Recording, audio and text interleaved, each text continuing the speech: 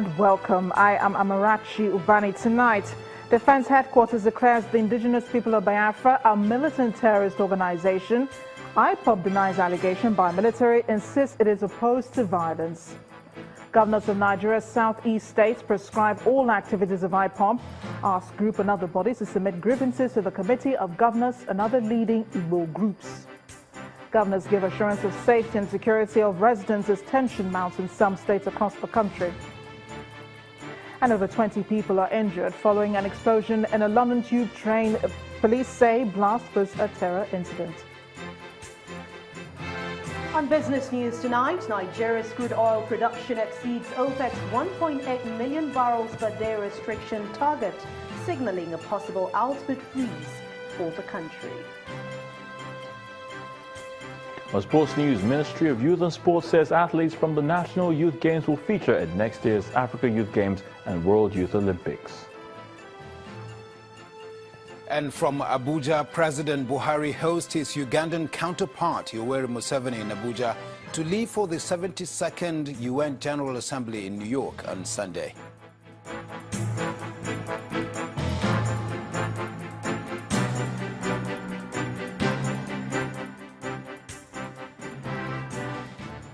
The Nigerian military has declared the pro-Biafra separatist group IPOB a terrorist organization.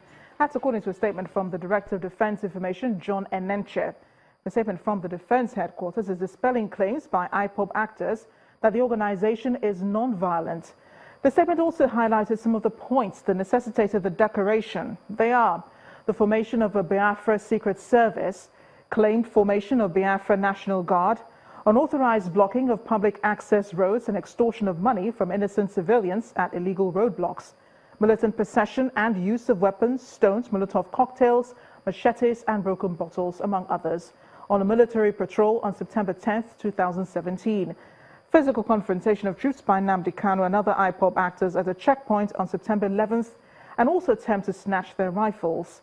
Attack by IPOB members on a military checkpoint on September 12th at Isialangwa, where one IPOB actor attempted to snatch a female soldier's rifle. The statement also warns parents to stop their children from joining the group. Meanwhile, the Indigenous People of Biafra has denied being a terrorist group. The brother of the leader, Emmanuel Kanu, who said he was speaking on behalf of the IPOB leader, told Channels Television on the telephone that IPOB does not carry guns. He said 20 members of the group were killed overnight by soldiers. It's very, very laughable that is coming from a military intelligence officer. One, IPOB is a non-violent movement. Do you understand? We do not carry arms. We never asked anyone to kill for us, neither have we killed anyone. If you look at our record is clean and straight. We don't believe in violence. Violence never solves the problem. We believe in genuine dialogue. We believe in personal commitment. We believe in education, informing our people, to the right thing at the right time. How could a whole intelligence officer of the military tag IPOB a terrorist group? How possible is that? From inception, Nnamdi Kanu made it clear to the whole world that we're non-violent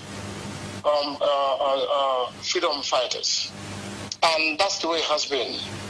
We do not carry arms. We never ask anybody to kill for us, neither have we killed before.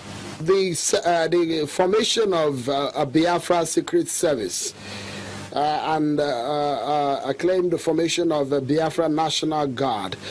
These are so-called unauthorized formations. How would you react to it? These are some of the issues raised. They are called vigilante. They are not secret service. They are called vigilante. I think there's a hell of a misconception here. They are called vigilante. They are there to take care of our land, and that's all it is. Against attack from the headsmen, from criminals, and all of that. We are not armed. Did you see them armed? The answer is no. Now that the military declared you as a terrorist, a leader of the terrorist group, what would be your next line of action? Of course, there are procedures, of course. There are laws in this country that we must have to follow as a non-violent practitioner. So we will do everything within our power and within the law to make sure that nobody will tag IPOB a terrorist group. They came to my house. Let me say this. They came to my house. That was yesterday. Lied. They never invaded my house. Now there's a report saying that they found some arms in Nnamdi Kanu's house. So how come they're having this contradiction? You see, it's very, very, very, very funny, to be honest. They came into our house, shot everybody. They killed 22 people. To my house, you see stains of blood. They almost killed my father. They even shot our dog, the only dog we have. Staying with the developments surrounding the IPOB story, the governors of the Southeast have banned all activities of IPOB, calling on its leadership and all aggrieved groups to articulate their position on all national issues and submit to the Committee of Governors, Ohanaeze Ndigbo, and members of the National Assembly from the zone through the chairman of the Southeast Governors Forum.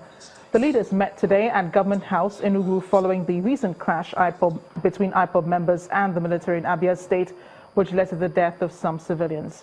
After the 5-hour closed-door meeting attended by the governors of the 5 Southeast states, with Imo State's governor represented by his deputy, Prince Eze Madumere, the Deputy Senate President Ike Ekweremadu, leader of the Ohanaeze Ndigbo, Nniawodo, General Officer commanding 82 Division of the Nigerian Army, Lieutenant General Adamu Abubakar. The forum came up with 11 resolutions. Amongst the resolutions are an appeal to the president to withdraw the military in the Southeast region at the moment. In view of the prevailing security situation in the Southeast and its attendant consequences, the Southeast governors hereby resolve as follows. 1. All activities of IPOB are hereby proscribed. IPOB and all other aggrieved groups are advised to articulate their position on all national issues and submit to the Committee of Governors of Southeast, Ohanaeze Ndigbo, and National Assembly member from Southeast Zone through the Chairman of Southeast Governors Forum. 2. All governors of Southeast Zone are to ensure compliance in their respective states. 3. The Southeast Governors Forum, Ohanaeze Ndigbo, and National Assembly members do hereby reinforce their commitment to a united and indivisible Nigeria. 4. We also reinforce our desire for the restructuring of Nigeria, where all national issues will be discussed and amicably settled to achieve justice and fairness to every Nigerian. 5. We reiterate our earlier position that the November 18, 2017 gubernatorial election in Anambra State must hold.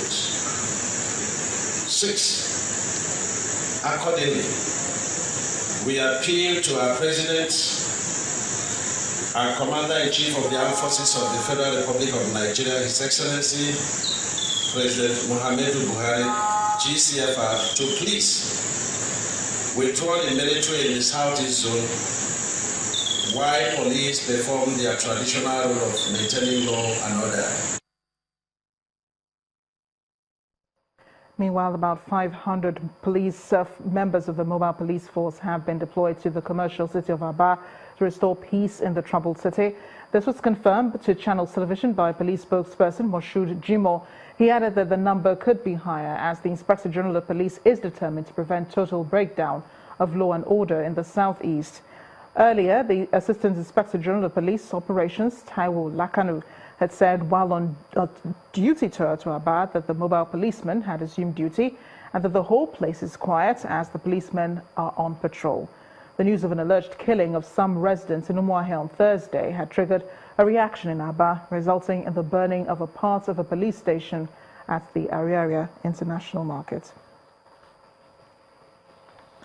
A legal practitioner, Nyobuchi Ememanka, has been speaking on some of the activities of pro-Biafra group IPOB.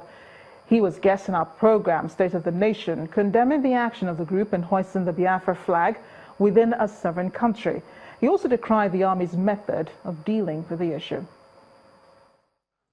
Well, from a strict legal perspective, that is unacceptable to fly the flag of a planned country, so to speak, inside a sovereign nation. It's an affront to the sovereignty of the country. The approach would have been to find out the underlying factors that brought us to where we are and possibly engage more in dialogue instead of an outright military action. Demilitarization of our region, of our state, is going to accelerate the peace process, and we are happy that the soldiers are gradually withdrawing from the streets. Right now, life is returning to normal in Aba and other parts of the state. People are going about their normal businesses. Our people are peaceful people. We are peaceful people. We are not warlike, and tension is coming down and life is returning to normal. The clash between the Nigerian army and members of the Indigenous People of Biafra is no doubt heating up the polity. To say that it has defied immediate solution may not rightly put the situation in the right perspective, especially now that both parties are not ready to sheath their swords. The group's denial of the army's accusation of terrorism has also opened up another perspective to it.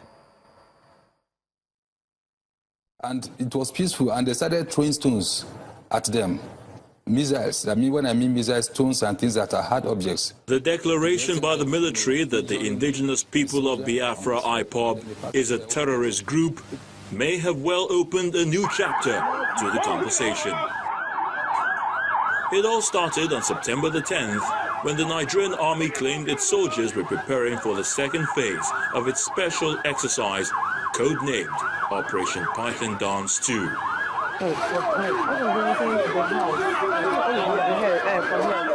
The military's show of might was taken to a neighborhood believed to be the stronghold of the IPOB leader, Nnamdi Kanu. I want you to report this accurately and stop relying on the lies of the Nigerian military. Their rejection of the military presence is considered the climax of the agitation that has been building up over the years.